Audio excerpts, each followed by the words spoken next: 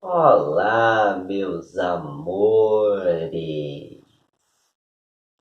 Hoje vamos falar sobre mais um samba composto por Noel Rosa no ano de 1934. Vamos falar sobre um samba que, possivelmente inspirado em fatos reais, será extremamente crítico a toda a ideia de modernidade, ao conceito de moderno e a todo o projeto de modernização. Senhoras e senhores, estamos diante de um samba que foi gravado somente 3 anos depois, em 1937, meses após a morte de Noel Rosa, tendo sido publicado póstumamente. Senhoras e senhores, estamos diante de um samba repleto de ironias contra essa ideia positivista de progresso, que era cultuada acima de tudo nos primeiros anos da República Brasileira e que tem seus ecos até hoje em nossos dias atuais. Não por acaso, estamos diante de um samba intitulado simplesmente Século do Progresso. Cachaça, mulher, sinuca, progresso! Nossa música de hoje vai começar com a descrição de um ambiente absolutamente festivo, um ambiente de alegria, de amizade, uma roda de samba. Porém, logo em seguida, o nosso eu lírico narrador incumbe-se de ambientalizar um lugar completamente diferente, mas que apesar de não ser tão agradável assim quanto a nossa roda de samba, localiza-se a muito pouca distância dela. Embora isto não seja descrito nos mínimos detalhes pelo narrador, eu imagino este lugar como um casebre, um barracão abandonado, todo escuro, cheio de teias de aranha, um local completamente insalubre e completamente propício para se cometer um crime sem ser percebido. De repente, o pessoal que estava ali naquela roda de samba, animado, cantando, dançando e se divertindo, houve uma coisa nada animada e divertida. Houve um barulho de tiro. Um tiro a pouca distância no espaço forte ecoou. Mas ninguém deu importância e o samba continuou. Exatamente, as pessoas ali da roda de samba, por algum motivo, não reagiram àquele som de disparo que eles haviam escutado. Talvez por medo de procurarem descobrir o que aconteceu e acabarem mortos também, ou talvez simplesmente por hábito, por terem de fato banalizado, se acostumado com aquele tipo de acontecimento violento.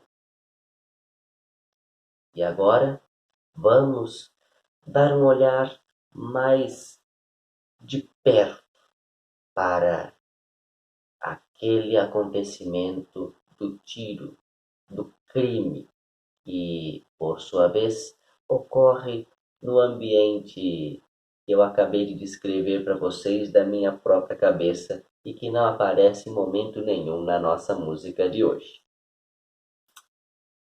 É o seguinte, enquanto o pessoal estava todo lá, se divertindo na roda de samba, um valente, um malandro, matou com um tiro um outro valente, um outro malandro. que, por sua vez, era acostumadíssimo a matar, a levar para o cemitério gente inocente, gente pacata. Talvez este tenha sido um crime de vingança.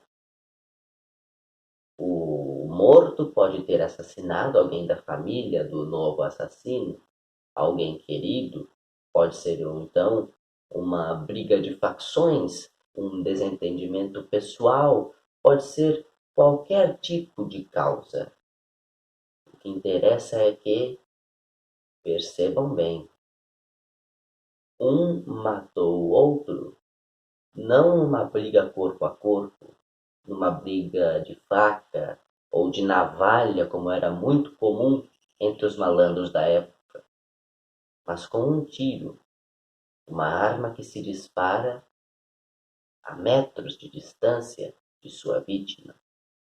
Uma arma muito pouco honrosa, segundo aquela concepção de honra que se utilizava no começo do século XX, quando Noel Rosa compôs esta música. Uma arma, porém, que não teria sido possível sem toda a concepção de progresso que se tem em volta de novas invenções, de revoluções industriais. Noel Rosa continua e em sua última estrofe diz que, no meio da roda de samba, chegou alguém apressado. Talvez o assassino? Eu nunca tinha pensado por essa possibilidade, nunca. Até que eu li esse artigo que eu utilizei para minha pesquisa de hoje, e realmente faz muito sentido ser o assassino que entra nesta roda de samba depois de cometer um crime. E o samba que estava sendo cantado, por ironia do destino, assim dizia: no século do progresso, o revólver teve ingresso para acabar com a valentia. Vocês conseguem perceber a crítica que existe aqui? Desde o final do século XIX, com o advento da chamada Segunda Revolução Industrial, o mundo vinha assistindo ao surgimento de invenções nunca antes imaginadas. O telefone, o gramofone, o telégrafo, o bonde, o trem, os carros, os aviões. Claro que não da maneira como nós conhecemos hoje, mas essas invenções, mesmo em seus formatos rudimentares, lá na virada do século XIX para o século XX, já eram novidades assombrosas para quem nunca tinha visto nada parecido com aquilo. E muito mais do que isso, a fotografia surgiu naquela época, o cinema nasceu naquela época, e por causa disso, muita gente acreditava fervorosamente, melhor, euforicamente, que o mundo estava vivendo de fato uma era de progresso, uma era moderna que, diferentemente daqueles tempos antigos, ultrapassados, seria uma era em que o ser humano de fato se tornaria superior à natureza, dominando todos os seus recursos. Este é, a grosso modo, o conceito de moderno. A ideia de modernidade concretiza-se mais como um projeto de civilização que os europeus buscavam levar para o mundo inteiro como desculpa esfarrapada para desta forma poder colonizar territórios ainda não explorados por eles, como por exemplo a África e a Ásia. Eles iam lá sugavam toda a matéria-prima daqueles territórios, exploravam até a morte as pessoas daqueles territórios e diziam que estavam fazendo um bem para aquelas pessoas, porque estariam trazendo aqueles territórios à modernidade, à modernização. Esta é outra crítica que se pode fazer ao projeto imperialista europeu, que está intimamente relacionado com a segunda revolução industrial e com esta ideia de progresso. Noel Rosa também vai criticar a ideia de progresso, mas, como vocês perceberam, por uma outra vertente, né? Ele vai explicar como o progresso ajudou a aumentar a violência urbana no Rio de Janeiro. E nós sabemos que, infelizmente, essa violência continua aumentando cada vez mais até os dias de hoje.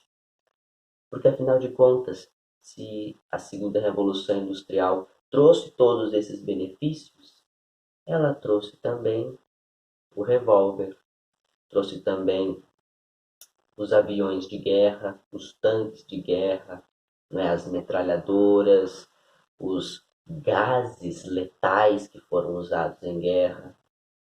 Gente, percebam que a Primeira Guerra Mundial foi um acontecimento histórico, né? um acontecimento bélico que se utilizou de todos estes aparatos mortíferos que eu acabei de dizer.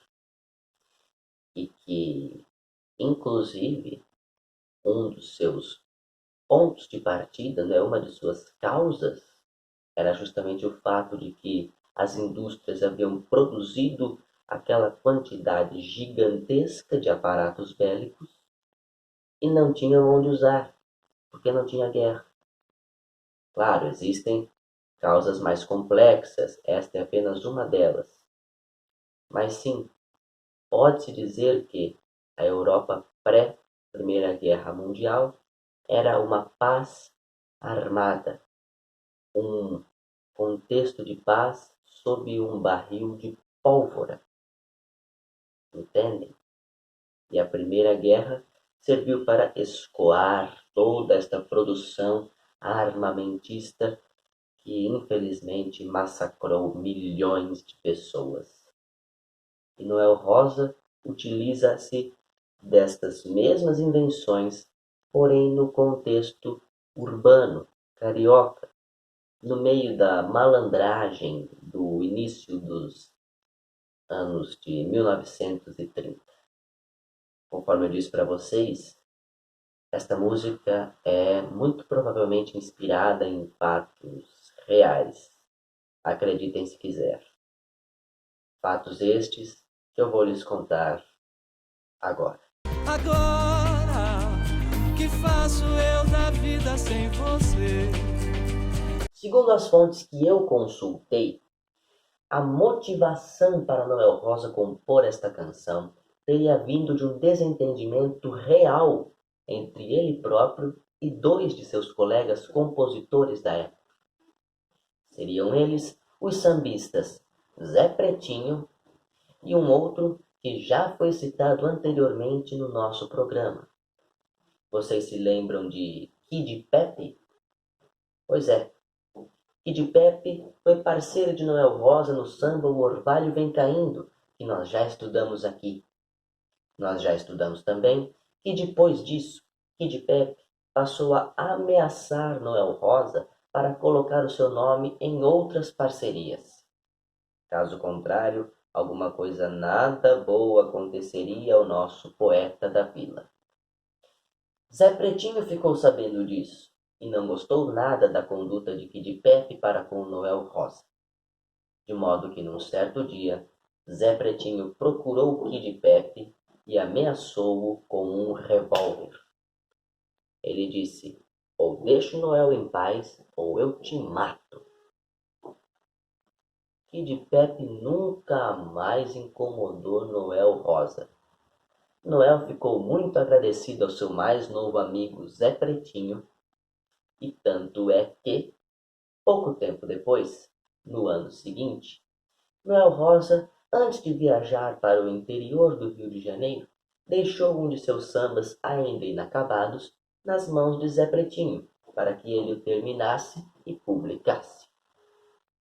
Só que quando Noel Rosa voltou, tudo bem, Zé Pretinho de fato havia terminado e publicado o samba, mas com um pequeno detalhe: o nome de Noel Rosa não constava na coautoria. Na verdade, pior do que isso, o samba havia sido registrado como uma parceria entre Zé Pretinho e adivinhem quem? Kid Pepe. Noel Rosa ficou furioso. Foi tirar satisfações com Zé Pretinho. Ele disse: "Pô, cara, como é que você me faz isso? Eu achei que você era meu amigo. Eu achei que você era inimigo dele. Eu confiei em você e você me traiu." Zé Pretinho não gostou nada do tom de Noel Rosa para com ele e imediatamente desferiu um tapa na cara do nosso compositor, que o arremessou longe.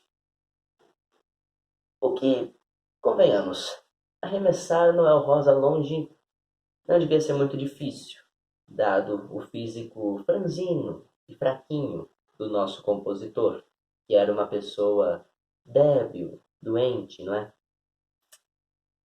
Noel Rosa, depois de levar aquele tapa, desistiu da briga, levantou-se, arrumando o queixo, que já era torto, e queria ir embora para sua casa. Mas não conseguiu ir embora sem antes ouvir uma última ameaça.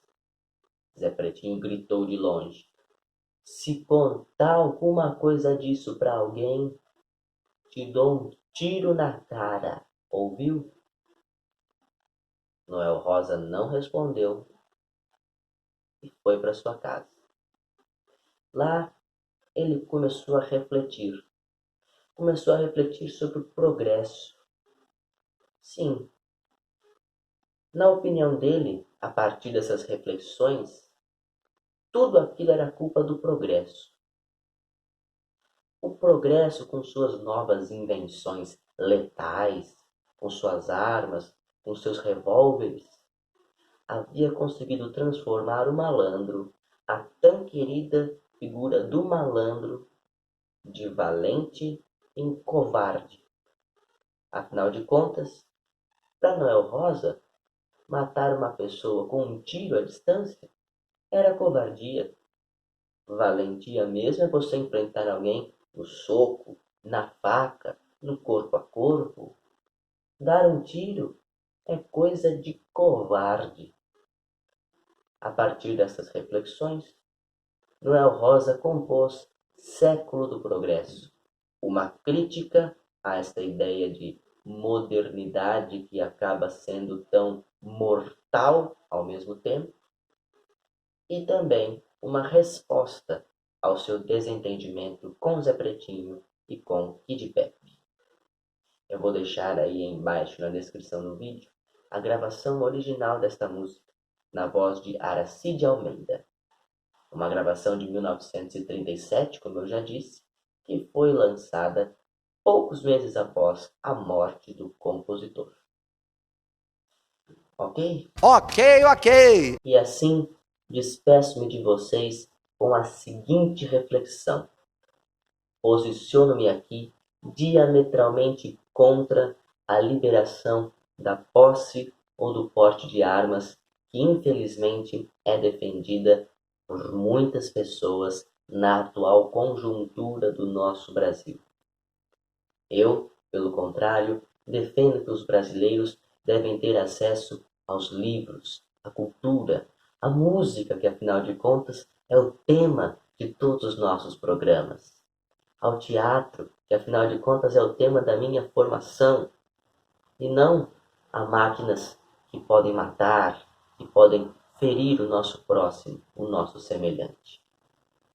Não ao armamentismo, não à liberação da posse e do porte de armas e não à armamentação da população brasileira e mundial no geral. Até semana que vem. Um abraço no coração de vocês, beijos na alma e lembranças do Emílio.